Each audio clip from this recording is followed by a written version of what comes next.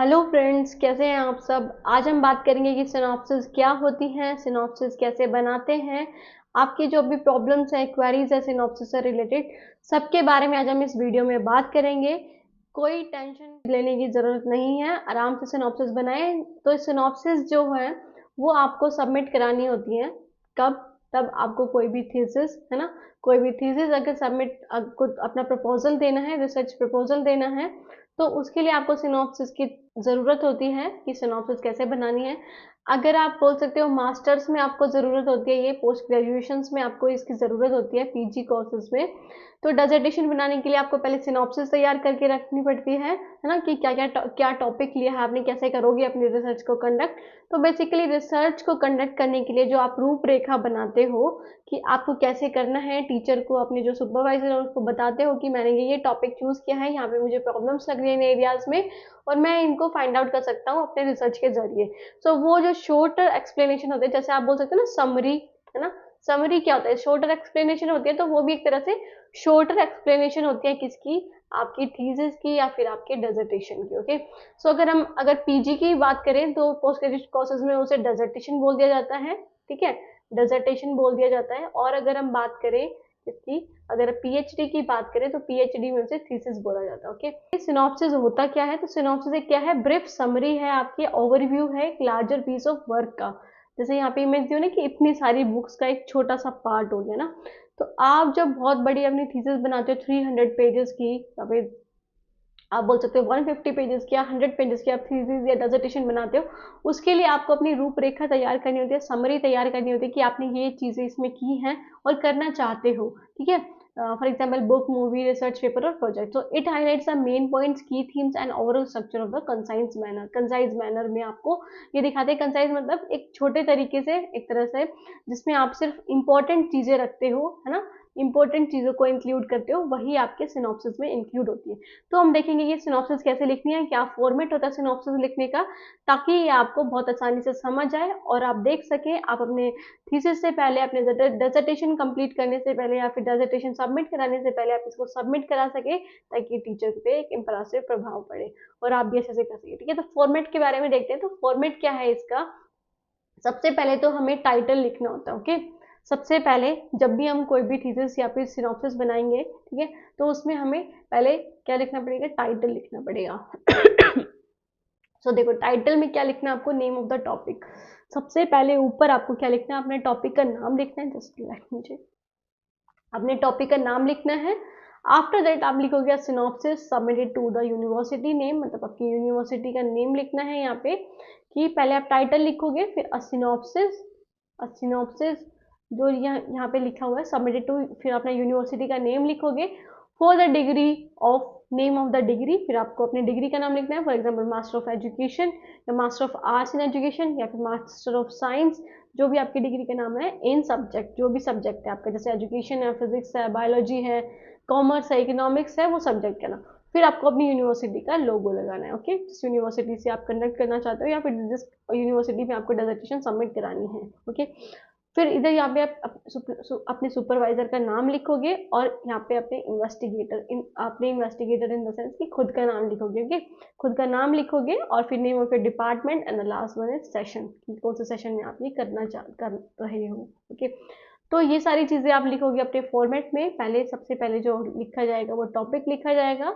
उसके बाद आता है next one is the important thing is the, इसके बाद आ जाता है इंट्रोडक्शन। तो जो नेक्स्ट नेक्स्ट पार्ट होगा वो क्या होगा? आपका इंट्रोडक्शन। तो इंट्रोडक्शन में आप क्या करोगे? वो जो सिनॉप्सिस है आपकी, उसके बारे में लिखोगे। जो आपने टॉपिक चूज किया है उसके बारे में लिखोगे। तो पहले ब्रीफ इंट्रोडक्शन दोगे, छोटा इंट्रोडक्शन दोगे उसके बारे में कि आप ये रिसर्च करना चाहते हैं, ठीक है, इन चीज़ों के बारे में, है ना। सो वो सारी चीज़ें लिखोगे पहले तो, कि जो आपका रिसर्च जो टाइटल है उसके बारे में लिख दोगे। फिर ऑपरेशनल डेफिनेशन, देखो स्टेटमेंट ऑफ द स्टडी लिखोगे आप, फिर कि जो आपका टॉपिक है उसको दोबारा से मेंशन करोगे। Okay. After that operational definition लिखोगे, जो टेक्निकल टर्म यूज हुई है। फॉर एग्जांपल आप करना चाहते हो, आप स्टडी करना चाहते हो प्री प्राइमरी एजुकेशन पे, या फिर आप बोल सकते हो एनईपी 2020 पे आप स्टडी करना चाहते हो, द ड्रॉबैक्स ऑफ एनईपी, या फिर द इम्प्लीमेंटेशन गैप, है ना, इम्प्लीमेंटेशन गैप इन एनईपी। 2020। तो आप इस पे स्टडी करना चाहते हो, तो आपकी जो इम्प्लीमेंटेशन गैप इन 2020 इन आप बोल सकते हो यूनिवर्स, या फिर बोल सकते हो senior secondary level, at senior secondary level पे, ओके, सीनियर सेकेंडरी लेवल पे करना चाहते हो। तो ये जो टेक्निकल टर्म्स है, जैसे एनईपी क्या है, एनईपी 2020 क्या है, सीनियर सेकेंडरी लेवल क्या है, तो इन सब टर्म्स को एक्सप्लेन करोगे आप operational definition of technical term use में, ठीक है। फिर उसके बाद आप ऑब्जेक्टिव्स लोगे। ऑब्जेक्टिव्स मतलब कि आप क्या करना चाह रहे हो, क्या स्टडी है आपकी, मतलब क्या चीजें आप देखना चाह रहे हो इसके जरिए, कि किस किस सेक्टर में किस किस चीजों में गैप आ रहे हैं, तो उसके तहत आप ऑब्जेक्टिव्स ले सकते हो, मतलब आपका एम क्या है। आफ्टर दैट आप हाइपोथेसिस लिखोगे। हाइपोथेसिस क्या होते हैं, basically hypothesis are the basic assumption आप बोल सकते हो, या फिर टेंटेटिव सॉल्यूशंस जो आप देखते हो कि ये सॉल्यूशंस हो सकते हैं, है ना, कि जिससे ये जो गैप है वो फिल हो सके, ओके, जिससे ये जो गैप है वो फिल हो सके, उससे वो रिमूव हो सके, या फिर हम उसे एड्रेस कर सके, ओके, जो गैप्स आ रहे हैं एनईपी में। तो वो सारी चीजें आप जो करोगे वो आप हाइपोथेसिस में लिखोगे, आप एक तरह से सॉल्यूशंस बनाओगे। हाइपोथेसिस के बारे में मैं अज्यूम करके चलती हूँ कि आपको पता होगा। बेसिकली दो टाइप के हाइपोथेसिस है, नल हाइपोथेसिस और अल्टरनेटिव हाइपोथेसिस, जिसको आप रिसर्च हाइपोथेसिस भी बोलते हो, ओके। तो ये हाइपोथेसिस आप इनमें से कोई भी बना के चल सकते हो, जैसे आपकी स्टडी है उसके हिसाब से, ठीक है। तो आप नल हाइपोथेसिस में कोई भी जो दो आपके जो वेरिएबल्स होंगे उनके बीच में कोई रिलेशनशिप नहीं है ये दर्शाते हैं, और अल्टरनेटिव मतलब कोई सिग्निफिकेंट रिलेशनशिप है ये दर्शाते हैं, ओके। सो ऐसे करके आप चलोगे तो ये लिखोगे। आफ्टर दैट इज आप मेंशन करोगे किसके बारे में, रिव्यू ऑफ रिलेटेड लिटरेचर। तो रिव्यू ऑफ रिलेटेड लिटरेचर क्या होता है, बेसिकली ये रिव्यू ऑफ रिलेटेड लिटरेचर की का मतलब ही क्या होता है, जब आप टॉपिक लोगे उससे भी पहले आप कुछ डॉक्यूमेंट सर्च करोगे, कुछ रिसर्चेस सर्च करोगे रिलेटेड टू योर टॉपिक, कि आप ये देखोगे कि उसमें कुछ गैप्स तो नहीं है, मतलब आप जो टॉपिक ले रहे हो क्या उससे रिलेटेड कोई टॉपिक बना हुआ है, या फिर उसकी जैसा सेम टॉपिक जैसा बना हुआ है। तो आप प्लेजरिज्म से बच जाओगे, मतलब डुप्लीकेसी से बच जाओगे, कि डुप्लीकेट नहीं हो पाएगा आपका टॉपिक, है ना। रिव्यू ऑफ रिलेटेड लिटरेचर, अगर आप जो पहले की जो किताबें हैं, पहले की जो रिसर्चेज हो रखी हैं वो पढ़ोगे तो, है ना, डुप्लीकेसी से बच जाओगे, और आपको पता चलेगा कि अगर ऐसी रिसर्च है पर उसमें कुछ गैप है जो आप फाइंड आउट करना चाहते हो, तो उसको फाइंड आउट कर सकते हो, है ना। तो basically review of related literature हम इसलिए ही करते हैं ताकि हम गैप्स फाइंड आउट कर सके, या फिर हमें और इन्फॉर्मेशन मिल सके ना, more information we can gain from the review of related literature, कि क्या क्या स्टडीज इससे रिलेटेड कंडक्ट हुई हैं, उन सब चीज़ों के बारे में हम पढ़ सकते हैं। सो आपको वो नेशनल लेवल पे जो रिसर्च हुई है उसके बारे में लिखना है आपको, और इंटरनेशनल लेवल दोनों पे लिखना है। और अगर हम बात करें आपको कितने पेजेस में लिखनी है या फिर कितने वर्ड्स में, तो अप्रोक्सीमेटली 3000 से लेके 4000 वर्ड्स में आपकी ये जो सिनॉप्सिस है वो तैयार हो जाती है। बाकी यूनिवर्सिटीज़ पे डिपेंड करता है, यूनिवर्सिटीज़ के प्रोस्पेक्टस में आप चेक कर सकते हैं कि वो कितना चाहते हैं, है ना। तो जैसे कि एक एक या दो पेज तो आपका इंट्रोडक्शन का हो गया, एक या दो पेज इंट्रोडक्शन का हो गया, ओके। इंट्रोडक्शन के बाद आपका जो रिव्यू ऑफ रिलेटेड लिटरेचर है, इसमें इसमें आपके हो जाएंगे 2 या 3 पेज, है ना, 2 या 3 पेज आप इसमें कर सकते हो, 2 पेज ये, फिर 3 पेज ये, इसका मतलब 5 पेज तो ये हो गए। फिर उसके बाद आता है रिव्यू रिलेटेड लिटरेचर के बाद आता है आपका रिसर्च मैथडोलॉजीज, की क्या मेथड्स के थ्रू आप ये रिसर्च कर रहे हो, क्या मतलब क्या यूज करोगे आप।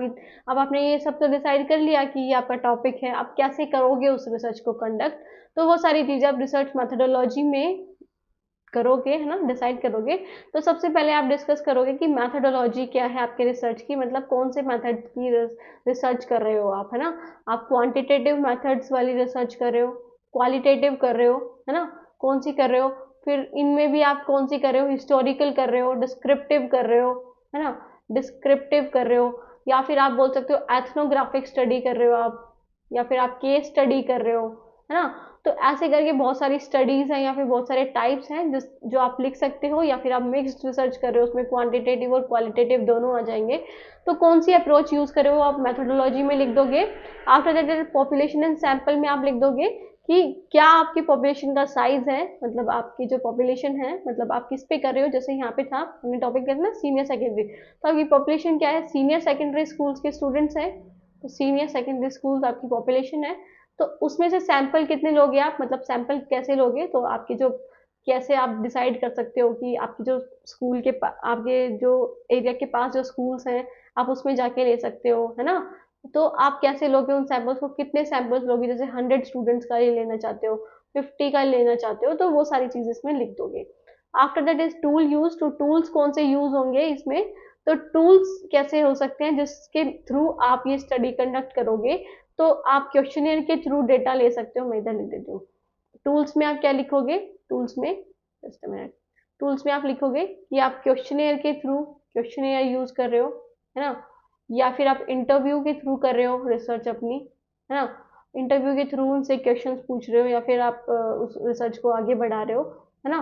तो ये सारी चीजें आप किस में लिख दोगे, आप अपने टूल्स में लिख दोगे कि आप कौन सा टूल यूज कर रहे हो, रिसर्च, इंटरव्यू, क्वेश्चनियर, या फिर आप बोल सकते हो आपकी जो, जैसे कि सर्वे के थ्रू, है ना, सर्वे के थ्रू आप कर सकते हो, या फिर आप कर सकते हो ऑब्जर्वेशन के थ्रू, है ना, पार्टिसिपेंट बन के ऑब्जर्वेशन के थ्रू आप ये सारी चीजें कर सकते हो। तो क्या टूल यूज कर रहे हो आप करने के लिए स्टडी को, तो वो सारी चीजें आप टूल्स में लिखोगे। ओके, सो उसके बाद है स्टैटिस्टिकल टेक्निक यूज। तो स्टैटिस्टिकल टेक्निक यूज में आ जाएगा कि आप कौन से टेक्निक्स यूज कर रहे हो स्टैटिस्टिकल, है ना, मतलब कौन से डेटा निकालने की कौन से फॉर्मूलाज यूज कर रहे हो आप, कि आप मीन का यूज कर रहे हो, मीडियन का यूज कर रहे हो ना, मीडियन का यूज कर रहे हो, मोड का कर रहे हो, एनोवा टेस्ट ले रहे हो, है ना, या फिर काय स्क्वायर टेस्ट का यूज कर रहे हो। तो वो सारी चीजें आप मेंशन कर दोगे कि आप इन सब चीजों का यूज करोगे अपनी रिसर्च को कंडक्ट करने के लिए। ओके, तो ये आप लिख सकते हो किसमें, स्टैटिस्टिकल टूल में। और एक चीज मैं बताना भूल गई शायद, आपकी डीलिमिटेशंस ऑफ स्टडी। तो डीलिमिटेशंस में आप क्या लिखोगे कि आप उस रिसर्च का जो एरिया है वो आप डीलिमिट कर दोगे, मतलब ये बता दोगे कि आप यहाँ तक ही रिसर्च करोगे। फॉर एग्जाम्पल आप रहते हो कहाँ पे, हरियाणा में रहते हो आप, तो आप ये लिख दोगे कि मैं हरियाणा के ही जो मेरे आसपास के स्कूल्स हैं, हरियाणा में आप फॉर एग्जाम्पल कुरुक्षेत्र में रहते हो, कुरुक्षेत्र में, तो आप कुरुक्षेत्र के जो सीनियर सेकेंडरी स्कूल्स हैं, है ना, सीनियर सेकेंडरी स्कूल्स हैं, हाँ वो भी कौन से सीनियर सेकेंडरी स्कूल्स को कवर करोगे आप। और उसमें सिर्फ आप कितने स्कूल्स का डेटा लोगे वो भी बता सकते हो, या फिर कितने बच्चों का डेटा लोगे।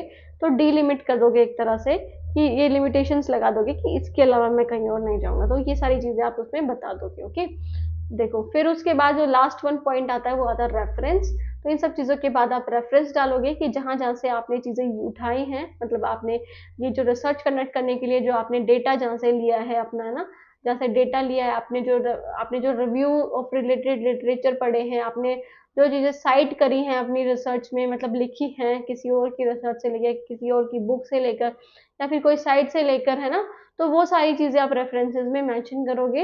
ये रेफरेंसेस के अलग अलग तरीके हैं, जैसे एपी हो गया, अमेरिकन साइकोलॉजिकल एसोसिएशन, है ना, शिकागो हो गया, है ना, या फिर एमएलए हो गया। तो ये मोस्टली ज्यादा यूज होते हैं तीनों ही, तो आप इनमें से कोई भी एक चूज कर सकते हो। ओके, और अपने रेफरेंसेस लिख सकते हो।